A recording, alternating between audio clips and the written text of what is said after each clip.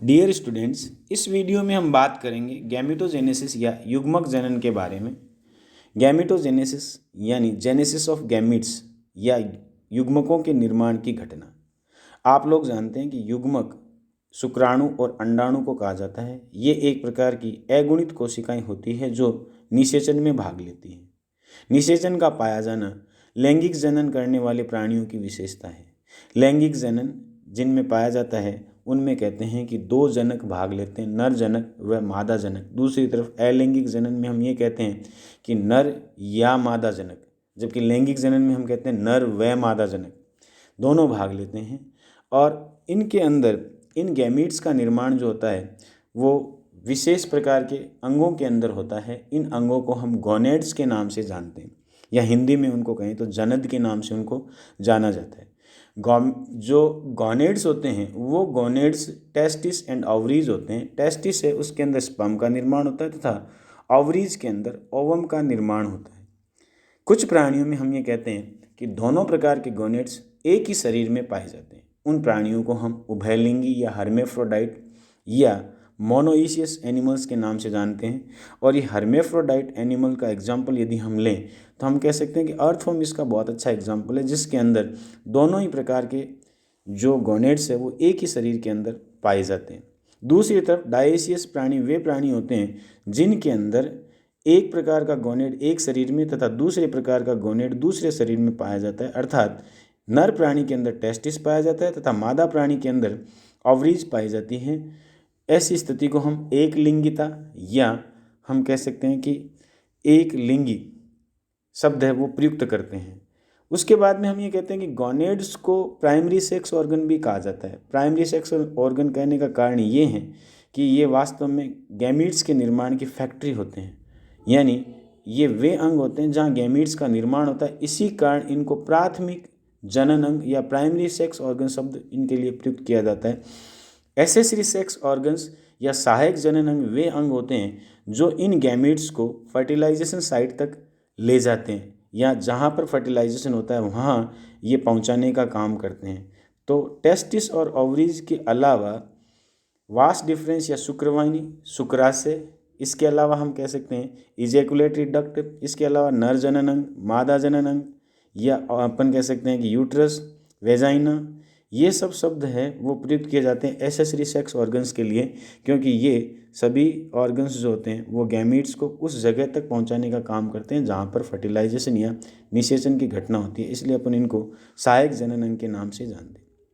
फिर अगली बात यदि अपन करें तो हम ये कह सकते हैं कि एक शब्द आता है प्राइमोर्डियल जर्म सेल्स या आदि जनन कोशिकाएं।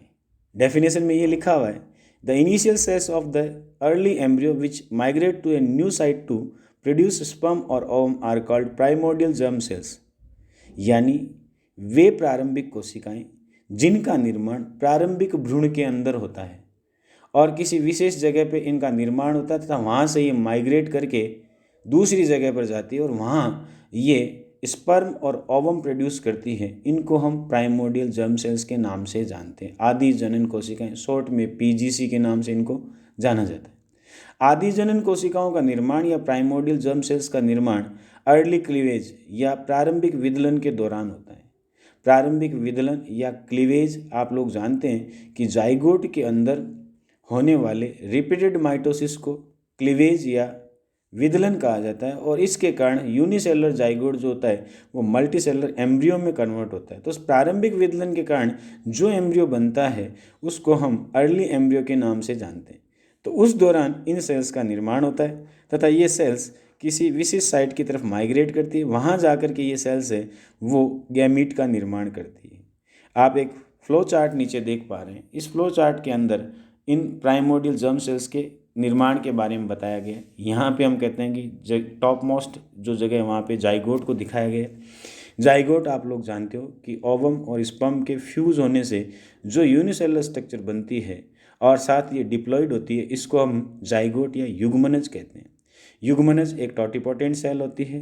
एक स्टेम सेल की भांति ये काम करता है। टोटिपोटेंट सेल उसको कहते हैं जिसके अंदर अन्य कोशिकाओं के निर्माण करने की क्षमता होती है, उसे अपन टोटिपोटेंट सेल्स के नाम से जानते हैं। जाइगोट अब स्टेम सेल्स की भांति भी काम कर रहा है, तो यहाँ टोटिपोटेंट स्टेम सेल्स इसको अपन कह सकते हैं। और इसके द्वारा विभाजन से दो कोशिकाएं बनती है, एक कोशिका जो इस तरफ बन रही है और एक कोशिकाएं इस तरफ बन रही है। तो हम ये कह सकते हैं कि जो इस तरफ कोशिकाएं बनती है, इन कोशिकाओं को जो ब्लैक कलर की यहाँ पे दिखाई गई है, इन कोशिकाओं को हम जर्मलाइन स्टेम सेल्स कहते हैं। जबकि दूसरी तरफ जो होती है उनको हम वो सोमेटिक सेल्स कहते हैं।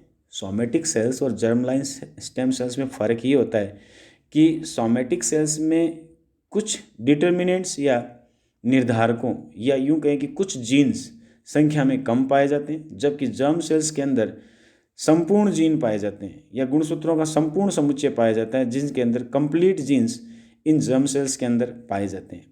और यही जर्म सेल्स या जर्मलाइन स्टेम सेल्स है वो आगे जाकर प्राइमोर्डियल जर्म सेल्स का निर्माण करती है, जबकि सोमेटिक सेल्स है वो आगे जाकर के बॉडी का या सोमा सेल्स का निर्माण करती हैं और इनके अंदर संपूर्ण जीन हैं वो नहीं पाए जाते। तो यहाँ पे हम ये देख रहे हैं कि विभाजन के बाद में जर्म सेल्स और सोमेटिक सेल्स है वो एक दूसरे से सेपरेट हो रही है, पृथक हो रही है। हमने ऑगस्ट वीजमान के बारे में बात की थी, उसने सोमेटोप्लाज्म और जर्म प्लाज्म दो शब्द प्रयुक्त किए थे। उसने ये कहा था कि सोमेटोप्लाज्म वो प्राणी की मृत्यु के साथ ही समाप्त हो जाता है, जबकि जर्म प्लाज्म एक पीढ़ी से दूसरी पीढ़ी में जाता है। तो साथियों, यही जर्म प्लाज्म जो यहाँ प्राइमोर्डियल जर्म सेल्स के रूप में है और ये प्राइमोर्डियल जर्म सेल्स के रूप में फिर आगे चल कर के गोनिया में कन्वर्ट होता है और ये गोनिया आगे चलकर गैमेटोगोनिया व स्पर्मेटोगोनिया बनाती है। इन स्पर्मेटोगोनिया और गैमेटोगोनिया से आगे चलकर स्पर्म एंड ओवम का निर्माण होता है। तो ये फ्लोचार्ट ज़्यादातर प्राणियों में लागू होता है। हम ये कह सकते हैं कि जर्म सेल्स है उनका निर्माण या ओरिजिन अलग अलग जगह पे होता है। कुछ हैं प्राणियों के अंदर ये गोनेड्स के अंदर ही बनती है, कुछ में अपन कहते हैं कि गोनेड से बाहर बनती है। तो इनकी उत्पत्ति कहाँ कहाँ होती है उसके लिए हम अगले वीडियो में बात करेंगे। इस वीडियो में इतना ही। धन्यवाद।